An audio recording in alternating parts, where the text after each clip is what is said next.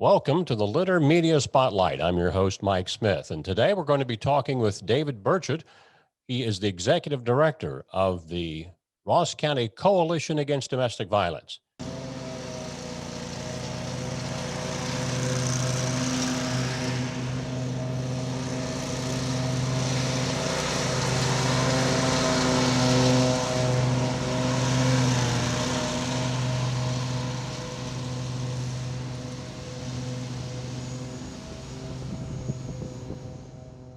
You've told me that you've been on the job here for a little over a month. Yeah, I started on February 15th. Well, what were you doing before that? I actually worked at the VA hospital. Okay, and in what position were you with them? I was working in their substance abuse clinic as an addiction therapist. What got you wanting to be involved with the coalition? You know, it's something that I have believed in and followed for quite some time. And I just didn't feel that it was getting enough recognition. And I didn't think that it was offering the services that I knew that it could. So that's why I reached out to them. As you and I were speaking before we started today's program, many people realize and remember that the coalition has been around for many years. But as I was telling you, in recent years, it seems like it's been really kind of quiet.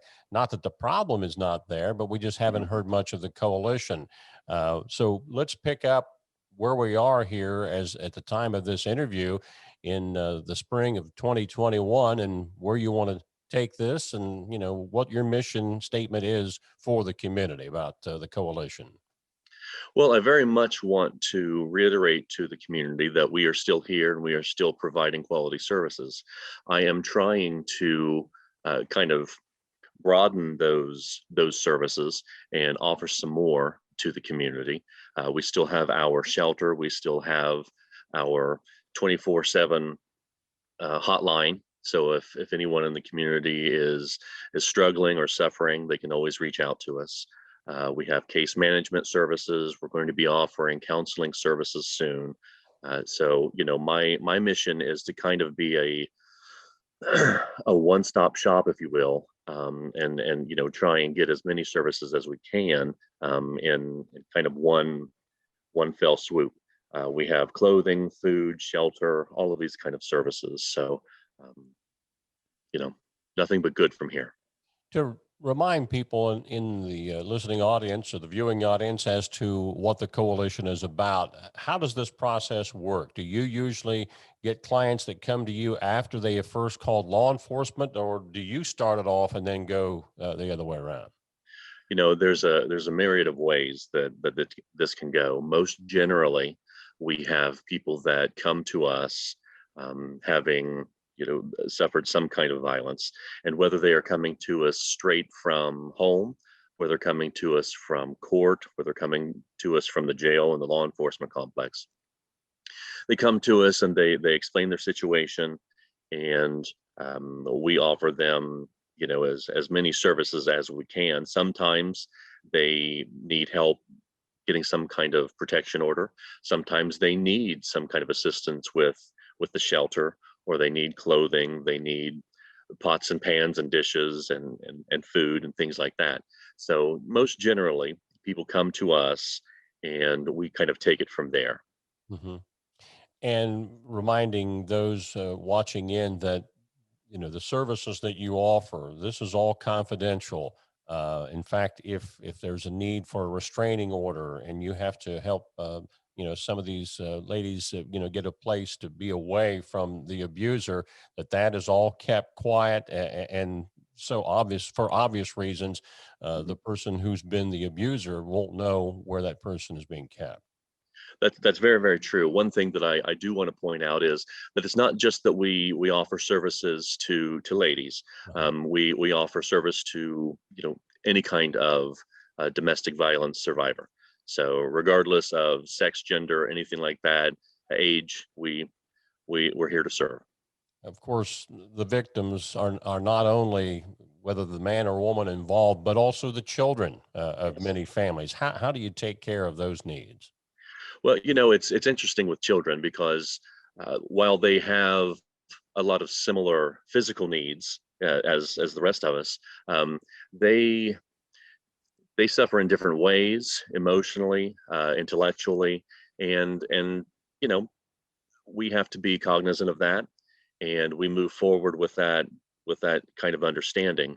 And we have excellent staff who have been doing this for quite some time, who are tried and true. And I'm blessed. The agency, the community is blessed to have the staff that we have. They're caring, they're supportive, they are educated, they are trained in dealing with not just the matter of domestic violence, but also, and I think more importantly, the matter of dealing with human beings and helping them heal. So we take the same perspective when we're dealing with children as we do when we're working with seniors and everyone in between. So many times in recent years we've heard law enforcement in talking about a range of things, saying, if you see something, say something. Well, this is one of those areas where if you see or suspect that there could be domestic violence taking place with a friend, a family member, you need to speak up. I agree. I agree. There's a saying that kind of plays in the back of my mind that silence is violence, and really what that means is, the silence and not saying something perpetuates the abuser's actions. It kind of reinforces that no one's going to tell, no one's going to come and help you. I can do whatever I want. I'm the one that has all of the control. All of those kinds of messages are sent, and sometimes it's just as easy as a phone call. Sometimes it's as easy as um, saying, I see you, I see what you're going through, or, talking to the other person, I see what you're doing. And, I don't think that it's okay. And I'm going to try and see if I can get someone help. Unfortunately, David, in doing a number of these types of interviews over the decades, I've heard this story so many times that many of the victims don't say something because they feel like, where am I going to go? I have no family around this area, or my family wouldn't understand. I'm trapped. How do you respond to that? I understand that. And that's why we exist. That's why we offer the services that we offer. Our sole purpose is to um, kind of welcome these survivors of domestic violence into a caring scenario, whether that's in our office or in our shelter, and empower them and help them kind of regain the life that they want. It's definitely guided by the client as to what kind of services they want, as to what kind of things they want to focus on with case planning and case management and those kinds of services. To kind of address, that age old story of, I don't have any place to go. I don't have anyone to turn to. That is a classic tactic of the abuser Mhm. to kind of pull that survivor away, what we would consider our client, pull them away from any of their kind of social support system, pull them away from their friends, their families, and that kind of thing, so that they can be fully under the control of the abuser. Very, very common, and it as prevalent as it is, so are our services. Those are the kinds of things that we are prepared for, and the kinds of things that we can help the victims with. On a national level, David, during this COVID pandemic, we've heard it expressed there's a concern that because people are isolated, that incidents like this or child abuse rates could go up. Are we seeing that here in Ross County? We are, we are. I'm sad to say, and that's by virtue of the pandemic and everyone kind of being isolated and closed off from one another.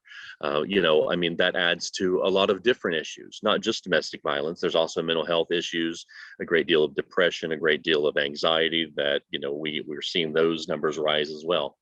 But as far as the domestic violence part goes, we are seeing a lot of those numbers going up because these people are trapped at home, and sometimes the abusers see that as uh, more of a reason to lash out, to take out their frustrations and that kind of thing. But yes, sadly, we've seen those numbers go up.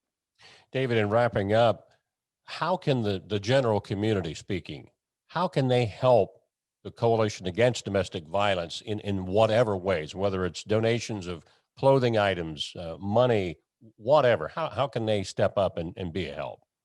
Well, they can call us at our office, and that rolls over to the shelter when the office is closed. A telephone number is 740-775-5396. They can contact me at my email address, which is david@rccoalition.org, or they could just stop by. We're located, our office is located at 63 West 2nd Street here in Chillicothe, right downtown. And we don't turn anyone away.